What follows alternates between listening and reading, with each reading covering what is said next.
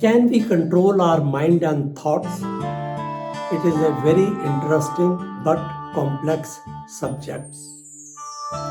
Even if we try to suppress negative thoughts, but unfortunately, those very thoughts come with more intensity and with greater frequency. When we are worrying on certain subject, same repeated thoughts will come in our mind, and we don't know on those occasions how to control our mind and thoughts, whether the thoughts are anxious or we are worrying in a persistent manner, or we suffer from certain mental health conditions like obsessive compulsive disorder OCD. We are caught in loop of negativity. So we are going to examine this subject in greater detail. We all have thousands of thoughts daily, but how much control do we actually have over them? And what happens when our thinking patterns make us suffer? Let's explore what neuroscience and spiritual wisdom tells us about our thoughts and whether we can truly control them. Let's first understand the thinking mind. Our brains are thought-making machines. Research shows we have between 6,000 to 70,000 thoughts per day. That's a lot of mental activity. But here is the interesting part. Neuroscientists estimate that about 80% of these thoughts are negative and 95% are repetitive. We are basically thinking the same thoughts over and over again. As Dr. John Kabat-Zinn, founder of mindfulness-based stress reduction, puts it, you can't stop the waves, but you can learn to surf. Our thoughts are like waves in the oceans of our mind. They rise, peak, and fall away naturally.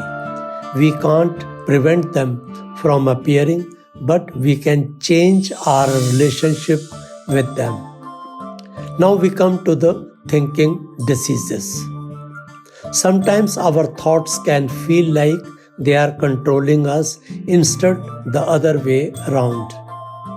This happens in many common conditions.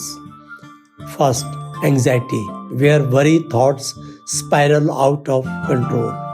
Second, depression, where negative, hopeless thoughts dominate. Third, OCD, where intrusive thoughts create distress. Fourth, rumination, where we replay past events endlessly. And the last, overthinking, where we analyze situations excessively and repeatedly. These thinking diseases share something important. They all involve getting stuck in thought patterns that don't deserve us well. Neuroscientist Dr. Caroline Leaf explains, thoughts are real, physical things that occupy mental real estate. Moment by moment, every day, you are changing the structure of your brain through your thinking. This means our repetitive thought patterns actually create neural pathways that become stronger with use. The more we think a thought, the earlier it becomes to think it again. Now the question arises, can we control our thoughts? The answer is not simple. We cannot directly control which thoughts appear in our minds. Thoughts arise automatically based on our brain's conditioning, experiences, and current environment. Try this quick experiment.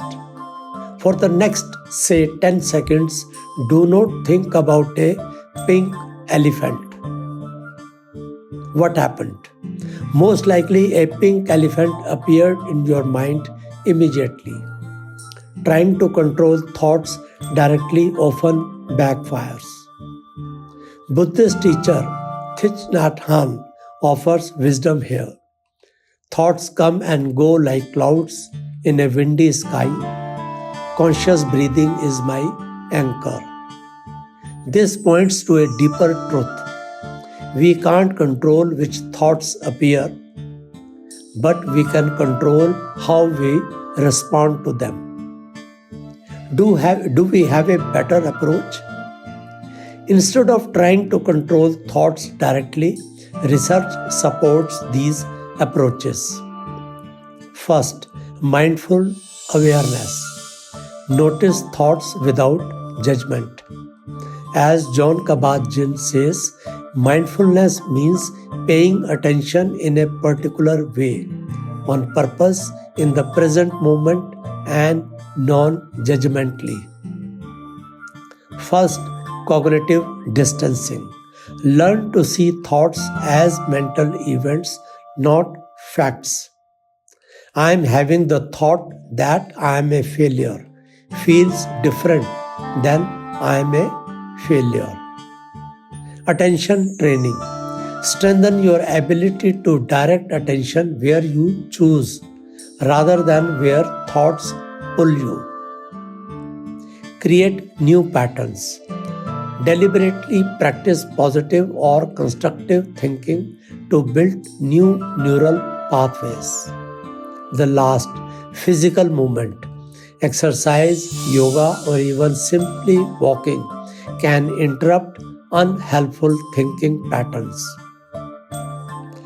We need to understand that while we can't directly control which thoughts appear, we have more power than we realize. We can change our relationship with thoughts.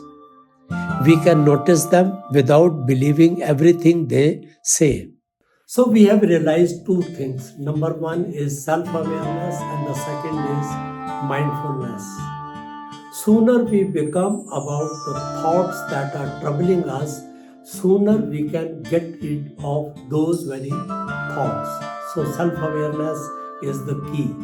And the second thing is mindful. We should be mindful that what kind of thoughts are troubling us. If we can reframe those thoughts, that is cognitive reframing, then we can easily control and manage our thoughts and mind. So thanks for watching. If you like this video and you want to watch more such kind of videos, then please do like and subscribe our channel. Thank you.